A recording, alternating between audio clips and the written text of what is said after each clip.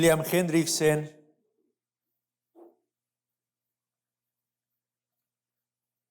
el autor del libro Más que Vencedores, donde aborda devocionalmente el contenido del libro de Apocalipsis, escribió estas palabras: cuando los impíos son advertidos frecuentemente por las trompetas del juicio y continúan endureciendo el corazón, la muerte los precipita finalmente en las manos de un Dios airado. Escuche una vez más estas palabras. Cuando los impíos son advertidos frecuentemente por las trompetas del juicio y continúan endureciendo el corazón, la muerte los precipita finalmente en las manos de un Dios airado. Pero, aún antes de morir, el impío a menudo llega a cruzar la línea divisoria, hermanos. Hemos hablado de ciclos en el libro de Apocalipsis. Hemos señalado ya que este libro nos permite discernir que está conformado por 7 ciclos. Apocalipsis no nos presenta una narrativa cronológica desde el capítulo 1 hasta el capítulo final. Apocalipsis se va rebobinando una y otra vez. Nos presenta una imagen, la concluye y luego vuelve a comenzar otra nueva imagen y vuelve a concluirla. Y cada vez que comienza y termina está llevándonos desde la venida de Cristo, la primera, hasta la segunda venida de Cristo. Una y otra vez está haciendo eso. Nosotros concluimos con el capítulo 14, el cuarto ciclo de estos 7 ciclos.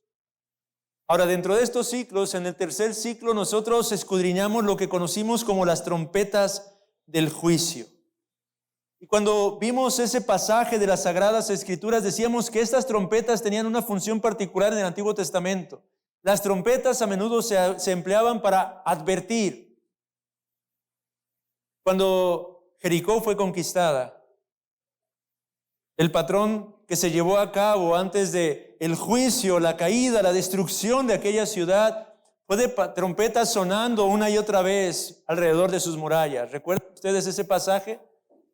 Esas trompetas eran tocadas porque eran una advertencia para Jericó. El Dios vivo, Jehová de los ejércitos, está a punto de derramar su juicio sobre ustedes. Arrepiéntanse. Y la única que se arrepintió fue aquella mujer. Todos los demás perecieron. De la misma manera, Apocalipsis en el tercer ciclo nos reveló esas trompetas que fungían y fungen como advertencia en este mundo caído, calamidades que tienen como propósito llevar a la humanidad al arrepentimiento, a volverse al Dios Todopoderoso a quien han ofendido con una vida de impiedad y de pecado. Apocalipsis capítulo 15 nos introduce a un quinto ciclo. El ciclo de las copas del juicio. De manera que en este pasaje de las Sagradas Escrituras vamos a leer acerca de las copas que Dios derrama como antesala del juicio final y definitivo sobre una humanidad que rehúsa arrepentirse a pesar de las advertencias que representan las diversas calamidades en este mundo caído. Esto es lo que tendremos en Apocalipsis capítulo 15 y capítulo 16, que son los 2 capítulos que conforman este quinto ciclo en el libro de Apocalipsis. Solamente para que ustedes puedan ver el contenido, la división clara de este quinto ciclo es así. En el capítulo 15, versículo 1, luego versículo 5 y hasta el capítulo 16, versículo 1, tenemos lo que podríamos llamar una introducción de este quinto ciclo. Una vez más, vea usted capítulo 15, versículo 1, donde Juan dice: vi en el cielo otra señal grande y admirable, 7 ángeles que tenían las 7 plagas postreras, porque en ellas se consumaba la ira de Dios. Y después continúa esta misma temática en el versículo 5 y hasta el capítulo 16, versículo 1, fungiendo de esta manera como una introducción del contenido de las copas de la ira de Dios. Después encontramos en el capítulo 16, versículo 2 y hasta el versículo 21, la descripción de estas 7 copas de ira que Dios revela han de ser derramadas sobre una humanidad incrédula. Pero versículos 2 al 4, que es el texto que vamos a considerar en estos momentos, funciona como una especie de prefacio, como un paréntesis. Juan comienza hablando de los 7 ángeles y las 7 plagas postreras en el versículo 1, pero luego de repente interrumpe esa visión y dirige su atención a otra visión. La visión de unos que han alcanzado la victoria. Dice que están en pie sobre un mar como de vidrio mezclado con fuego y que están con arpas de Dios entonando cantos. Canto de Moisés y el canto del Cordero, como se llama aquí. Luego cierra esa visión y retoma lo del versículo número 1 para continuar hablando acerca de estos 7 ángeles y las 7 plagas postreras que están a punto de revelar este quinto ciclo en el libro de Apocalipsis. Así que el día de hoy, antes de comenzar a escudriñar esto de las copas del juicio, hemos de detenernos en este precioso prefacio. Y esto es un patrón que Apocalipsis ha repetido. Porque anteriormente, en los otros ciclos también, Juan primero nos lleva a contemplar una visión del cielo. Y después comienza a hablar del contenido de los juicios que Dios está derramando sobre la humanidad, sean trompetas o sean los 7 sellos de los que ya estudiamos también anteriormente. La primera ocasión, Juan pudo contemplar al Cordero de Dios tomando el rollo con su mano y recibiendo alabanza de los santos ángeles. En otra ocasión pudo contemplar el templo y al Dios vivo y verdadero sentado en su trono. En esta ocasión ahora contempla a los redimidos, a los que han sido victoriosos, vencedores, antes de poder introducir este otro ciclo en el libro de Apocalipsis, hermanos. Esto es lo que se nos revela el día de hoy y es lo que quiero que consideremos hoy. Estos 3 versículos solamente conforman el prefacio de este quinto ciclo de visiones. Y 2 cosas son las que quiero que meditemos. En primer lugar, este mar de vidrio mezclado con fuego. Y en segundo lugar, quiero que consideremos el canto de Moisés y del Cordero. Son las 2 cosas que me gustaría considerar de manera breve, sencilla, a fin de preparar nuestros corazones y poder tomar parte en la cena del Señor, hermanos. Este mar de vidrio mezclado con fuego, ¿qué significa? ¿Qué quiere decir? Bueno, en primer lugar, este nos remite a Éxodo capítulo 15. ¿Qué ocurre en Éxodo 15, hermanos? En Éxodo 15 tenemos al pueblo de Israel entonando un canto de alabanza al Señor. Guiados, dirigidos por María, Moisés, el pueblo está entonando cantos de alabanza a su Dios. ¿En qué contexto están haciendo esto? Bueno, el pueblo está ahí congregado, lleno de gozo, algarabía, música, júbilo. ¿Por qué? Porque momentos antes, horas antes, ellos habían experimentado aflicción y angustia, temor y dudas, desesperanza. Había habido clamor, llanto de parte de este pueblo. Ellos estaban frente a frente con la muerte misma. Sus enemigos estaban detrás. Delante había una especie de gran muralla de agua que no podían franquear, que no podían atravesar. La destrucción de sus vidas era inminente. Padres quizá atribulados por causa de sus pequeños hijos. ¿Qué harían con ellos? ¿Cómo defender a sus familias, a sus esposas, a sus mujeres? Ahí viene el poderoso imperio de Egipto. El ejército más poderoso de aquel entonces, detrás de ellos, pisando sus talones. Una columna de fuego, el único que los mantenía a salvo en esos momentos detrás de ellos. La gloria de Dios, protegiéndolos, preservándolos. Sin embargo, en medio de esa condición, ellos estaban experimentando desesperanza, aflicción, angustia, tribulación, prueba. Pero de pronto contemplaron maravillas. De pronto esa angustia dio paso al gozo. ¿Por qué? Porque el Señor hizo lo impensable. Un recio viento, dice la Escritura, comenzó a soplar y las aguas se separaron. Y ellos pudieron pasar a salvo a través de ese mar.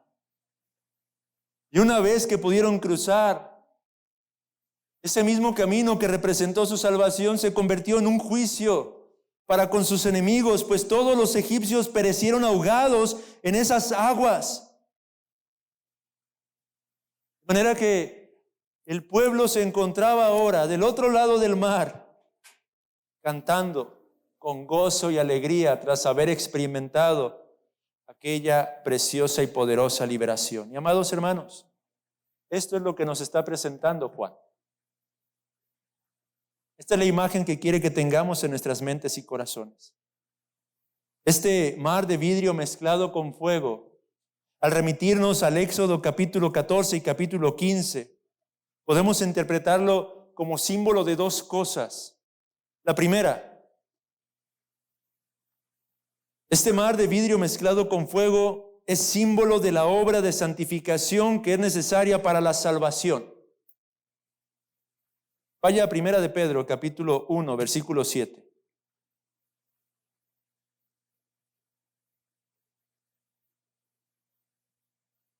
El apóstol Pedro escribe aquí: para que sometida a prueba vuestra fe, mucho más preciosa que el oro, el cual aunque perecedero, se prueba con fuego, sea hallada en alabanza, gloria y honra cuando sea manifestado Jesucristo. El apóstol Pedro está diciendo que el oro se refina en el horno ardiente, y de la misma manera en que el oro es refinado a través del horno de fuego, nuestra fe ha de ser probada, examinada, refinada por medio de las pruebas, las dificultades, las tribulaciones, las adversidades. Este mar de vidrio mezclado con fuego está simbolizando esta realidad, la realidad de que el cristiano, para poder llegar a obtener la posesión de su plena victoria, es necesario que lo haga a través de estas tribulaciones, de estas dificultades, de estas aflicciones, porque es en ella que su fe, mi fe, es afirmada, es madurada, es acrecentada. Primera de Pedro 4, versículos 12 y 13, dice también: amados, no os sorprendáis del fuego de prueba que os ha sobrevenido, como si alguna cosa extraña os aconteciese. Pedro está diciendo: ¿por qué se extrañan? ¿Por qué los noto tan afligidos, tan angustiados? ¿Por qué están actuando como si fuera algo completamente extraño el que tengan que padecer diversos tipos de dificultades?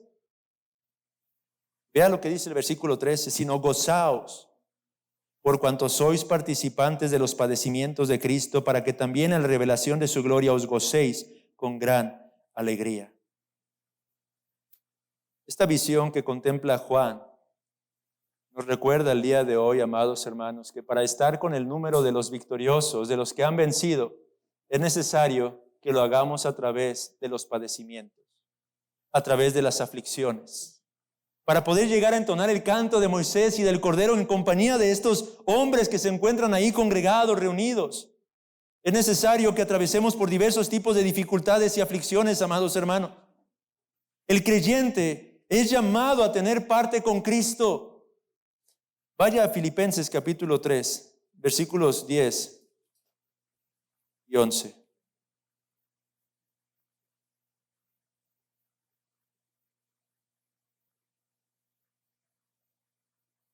Filipenses capítulo 3.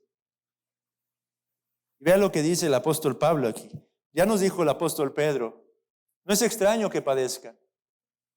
Antes bien gozaos, porque es parte de su llamado. Pero el apóstol Pablo confirma las mismas palabras. Observe lo que dice aquí: a fin de conocerle y el poder de su resurrección y la participación de sus padecimientos, llegando a ser semejante a él en su muerte, si en alguna manera llegase a la resurrección de entre los muertos. ¿Qué está pasando aquí? ¿Qué está enseñándonos el apóstol Pablo? Había leído ya este texto anteriormente, pero ahora mientras consideraba estas verdades, realmente me detenía, impactaba mi corazón lo que el propio apóstol Pablo está enseñando aquí. Él está diciendo en el contexto: lo he perdido todo a fin de conocer a Cristo. Hablábamos acerca del conocimiento de Dios ya en la mañana en el estudio. Hablábamos acerca del llamado que tenemos, y Pablo, a pesar de que tenía un conocimiento mucho más profundo que cualquiera de nosotros acerca de la gloria de este Dios, era uno que anhelaba conocer más y más de Cristo. Él decía querer despreciar la sabiduría de este mundo con tal de adquirir un conocimiento más profundo de su Salvador. Pero Pablo, ¿cómo adquirirás ese conocimiento? Versículo 10, número 1 dice, literalmente, experimentando el poder que se manifestó en su resurrección. ¿No dice eso? A fin de conocerle y el poder de su resurrección. El poder que obró en nuestro Señor Jesucristo para resucitarlo de entre los muertos, Pablo sabía que es el poder que también está disponible para el cristiano común. Porque es el poder que obra el Espíritu Santo en nuestras vidas. Porque es el poder que trae vida a los que están muertos por naturaleza. Porque es el poder que nos vivifica y nos mantiene siendo vivificados de día en día en la medida en que nos acercamos al Señor y a los medios de gracia. Pero aquí está la parte que yo quiero resaltar. No solamente dice que debe conocerle o quiere conocerle al experimentar el poder que manifestó en su resurrección, sino que conocer a Cristo es participar en sus sufrimientos. Esto es lo que está diciendo allí. Y la participación de sus padecimientos. Conocer a Cristo es ser partícipe con Él en los sufrimientos que Él experimentó. Es cierto que nosotros no tenemos que volver a morir en la cruz. Pero aquel que está unido a Cristo por la fe, está unido en su humillación como en su exaltación. Para alcanzar la victoria, para poder estar de pie entonando estos cantos o este canto, es necesario primeramente ser partícipe de la humillación de nuestro Señor Jesucristo, porque así es como llegaremos a ser semejantes a Él en su muerte, como dice el apóstol Pablo al final de este versículo. Amado hermano, cuando padecemos por causa del Evangelio y aún los sufrimientos, las aflicciones que tenemos que experimentar a causa de este mundo caído, tenemos que aprender a verlas como esa participación necesaria que tenemos que tener con los mismos padecimientos de Jesús. Estamos unidos a Cristo, es necesario que padezcamos como Él padeció. Jesús mismo lo anunció: en el mundo tendréis aflicciones, pero confiad porque yo he vencido al mundo. Es a través entonces de la tribulación, de las pruebas, que usted y yo conocemos más y más de Cristo en la medida en que realmente asumimos estas dificultades a través de la palabra. No con desesperanza. Esto no significa que no duelen las luchas. Esto no significa que no hay dolor, que no hay quebranto en nuestros corazones. Pero lo que significa es que aprendemos a ver a través de este tipo de dificultades y adversidades cómo es que Dios las usa para refinar nuestro carácter conforme al de su Hijo amado Jesús. Esto es lo primero que representa entonces este mar de vidrio mezclado con fuego. Representa o es símbolo de la obra de santificación necesaria para salvación. Y cuando digo necesaria, no hablo como del fundamento para la salvación de nuestras almas. Hablo como de que necesariamente tenemos que atravesar por ello para llegar a la posesión final de nuestra herencia en Cristo Jesús. Estos son los hombres, dice, que han alcanzado la victoria sobre la bestia y su imagen. Es decir, han prevalecido en medio de un mundo pagano, en medio de un mundo aborrecedor de Dios y aborrecedor de los hijos de Dios. En segundo lugar, este mar de vidrio mezclado con fuego es símbolo no solo de la obra de santificación para salvación, pero es símbolo de la salvación obtenida por medio del juicio. En lugar del juicio, amados hermanos, en la historia de la redención, termina convirtiéndose en el lugar de la salvación. Acompáñeme a un texto en Oseas, donde quiero dar una ilustración de esto.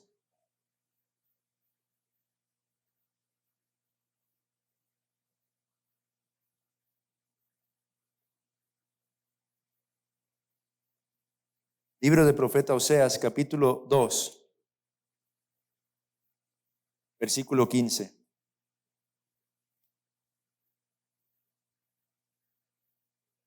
Escuche lo que dice ahí la palabra. Y le daré sus viñas desde allí y el valle de Acor por puerta de esperanza. Y allí cantará como en los tiempos de su juventud y como en el día de su subida de la tierra de Egipto. ¿Qué nos está enseñando este texto, hermanos? Este pasaje, obviamente, el contexto está hablando acerca del pueblo adúltero. La ilustración aquí, la alegoría, el paralelo que Oseas está trazando, que Dios está trazando a través de la experiencia de Oseas con la mujer adúltera que ha tomado por esposa. Las infidelidades de esta, la forma en la que lo ha traicionado una y otra vez, que ha ido en pos de otros hombres. Lo mismo hizo el pueblo de Israel, dice el Señor. El pueblo de Israel me ha engañado, se ha vuelto de su pacto conmigo, me ha traicionado, se ha ido en pos de ídolos, ha puesto su confianza en falsos dioses, en sus propias fuerzas.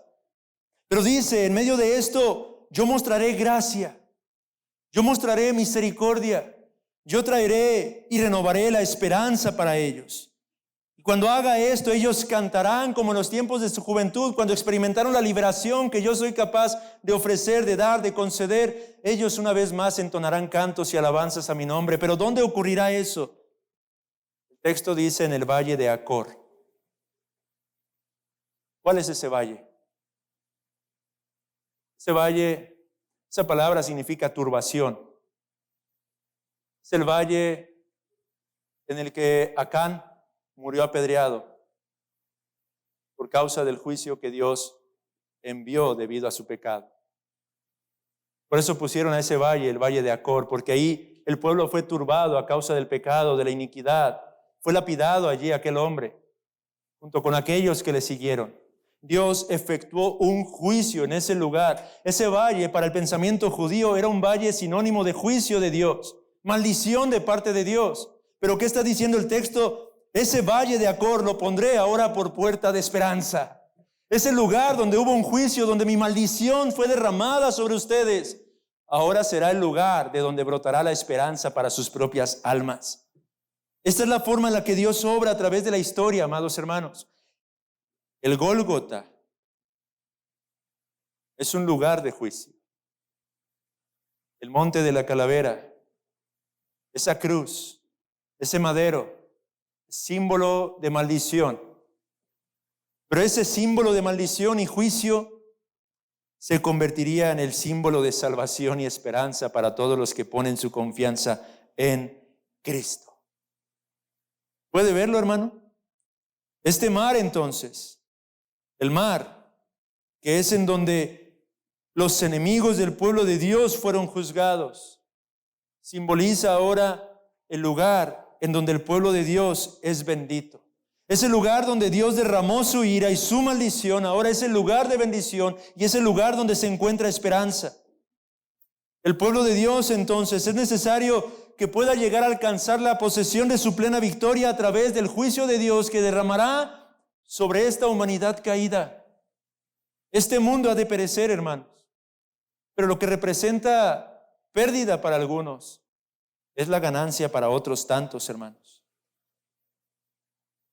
Estos hombres, entonces, esta gran multitud que se encuentra del otro lado, ahora de pie en ese mar de vidrio mezclado con fuego, nos están recordando la forma en la que el cristiano llega a obtener la posesión de esta plena victoria. No solamente porque esto implica la obra de santificación para salvación, pero porque esto también nos lleva a recordar y a considerar que esta salvación ha de ser obtenida por medio del juicio que Dios derrama.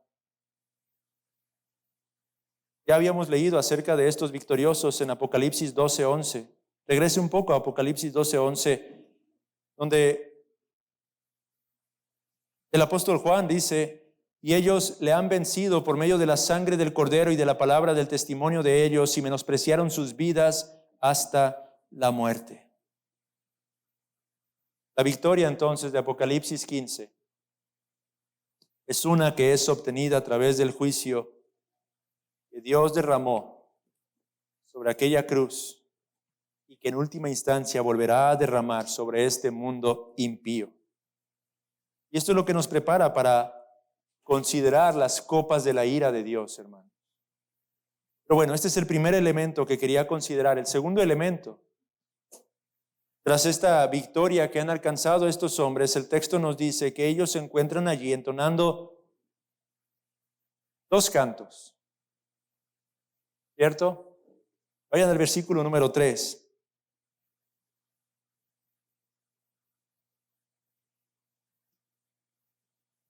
Y cantan el cántico de Moisés, siervo de Dios, y el cántico del Cordero. Ahora he dicho dos cantos, pero hermanos, no son dos, sino un canto. ¿Qué queremos decir con esto? ¿Qué representan estas palabras donde Juan habla del canto, del cántico de Moisés y el cántico del Cordero?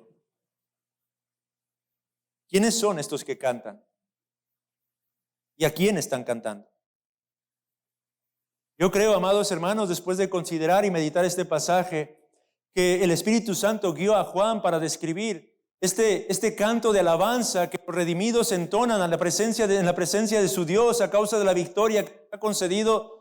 Lo describe como el cántico de Moisés y el cántico del Cordero, porque lo que está enfatizando es que no son dos pueblos, pero es un solo pueblo, el gran pueblo de Dios, tomado de las dos dispensaciones, Antiguo Testamento, Nuevo Testamento, todos y cada uno de nosotros congregados, reunidos, enfatizando que apóstoles y profetas serán vinculados, serán unidos.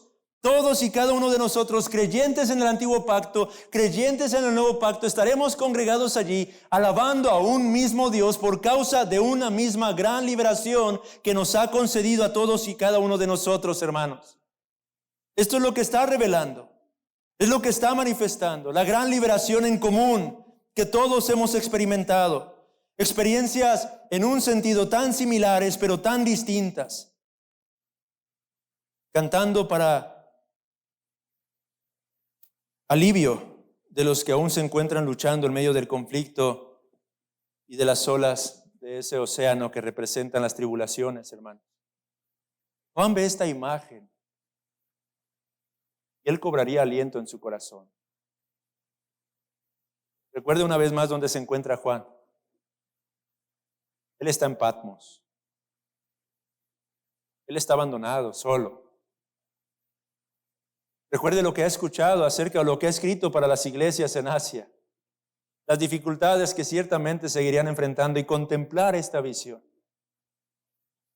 Contemplar a los redimidos tanto del antiguo como del nuevo pacto juntos ahí, alabando a Dios, daría aliento a su alma para poder perseverar y continuar. Las arpas que usan cada uno de estos hombres son las arpas que Dios ha dado a cada uno de sus escogidos. Consideremos un momento quiénes pueden estar cantando en esos momentos allí, en esta visión. Ahí tiene usted, amado hermano, las arpas de los patriarcas. Ahí tiene a Abel, cantando al Señor por causa del pacto de amor que le fue manifestado, en la revelación que él pudo obtener en sus tiempos, en sus días. Ahí tenemos el arpa de Noé, cantando y alabando acerca de la gracia y misericordia de Dios, pues fue testigo del juicio de Dios cuando mandó aguas a esta humanidad caída. Pero él pudo contemplar cómo esas aguas en última instancia fueron retrocediendo. Ahí tiene usted el arpa de Abraham, cantando acerca de las misericordias del Dios que le prometió que su descendencia sería como la multitud de las arenas del mar. Ahí tenemos el arpa de José, quien habiendo sido llevado a la cautividad pudo experimentar la gloria de Dios a través de la liberación que Él le concedió al ponerlo en un lugar de preeminencia. Ahí tenemos también las arpas proféticas.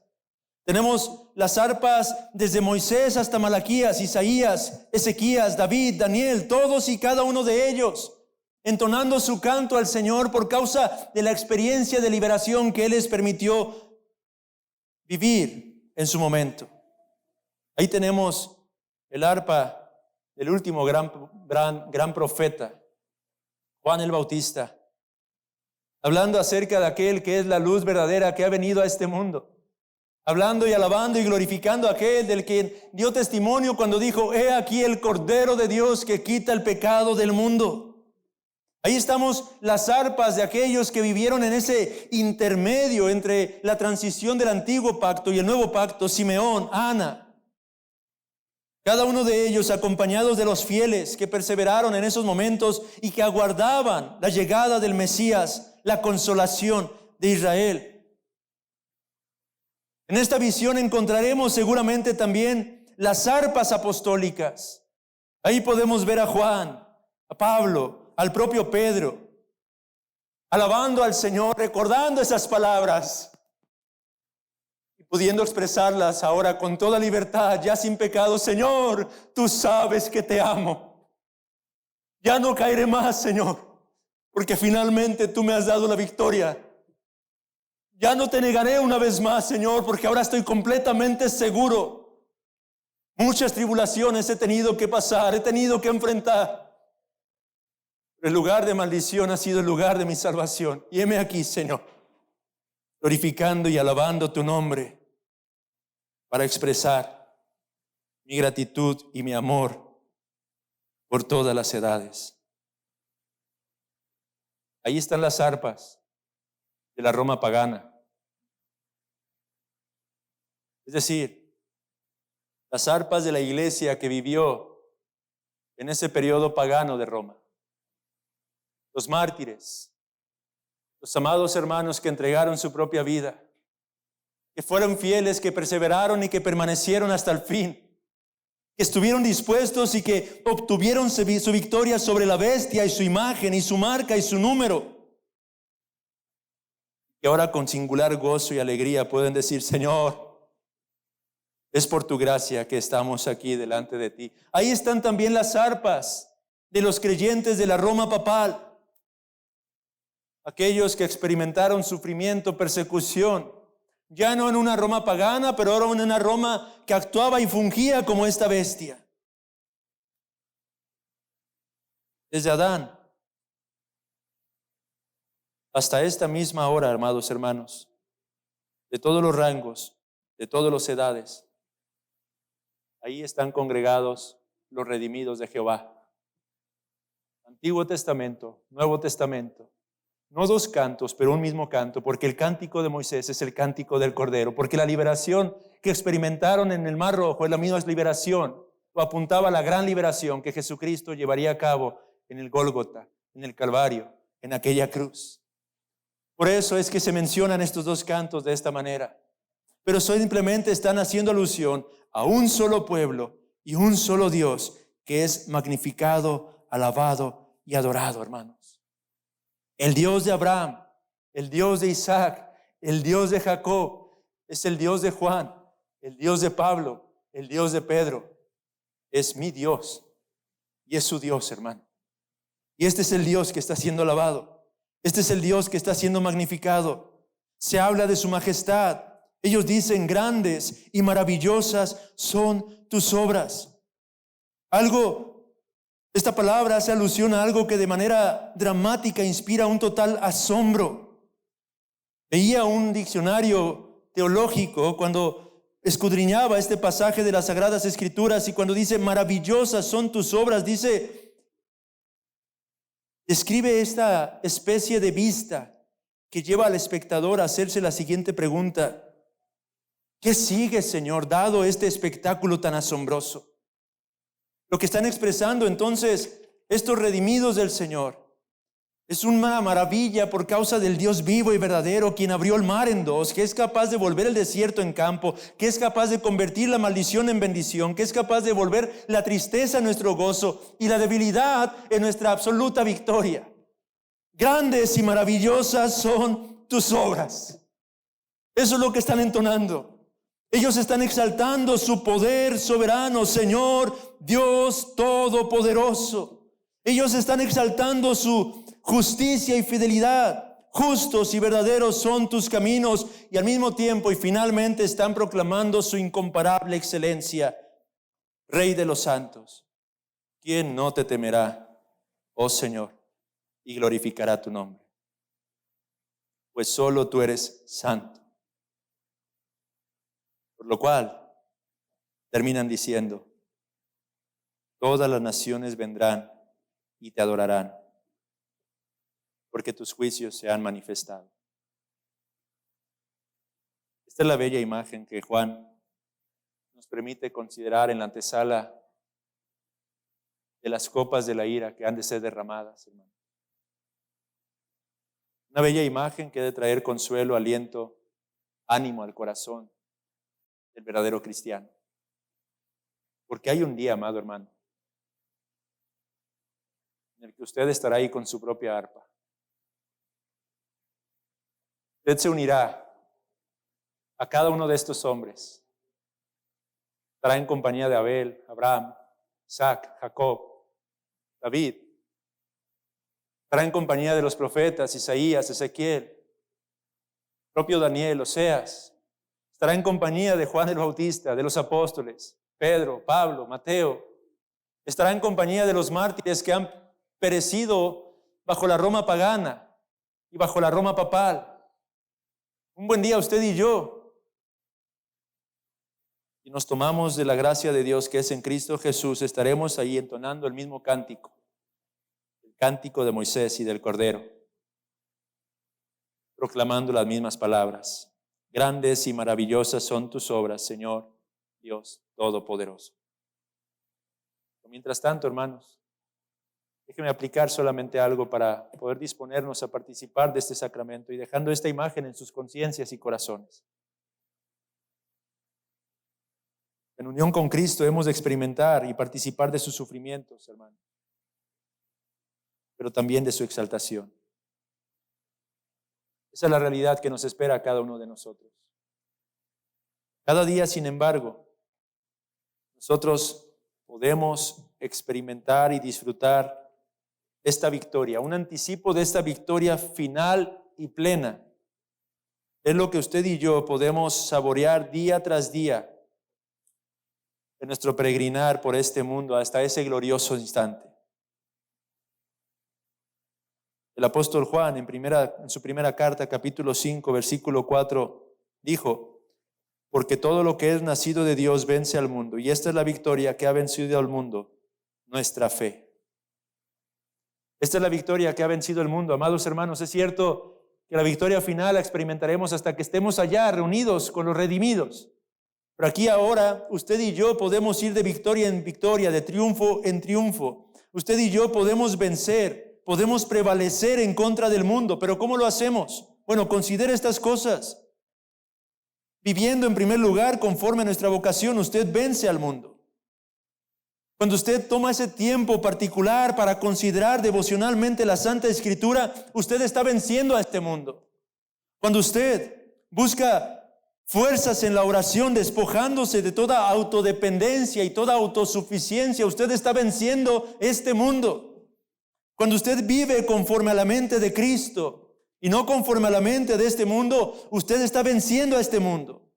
Cuando usted vive pagando bien aún a los que le hacen mal, usted está venciendo a este mundo.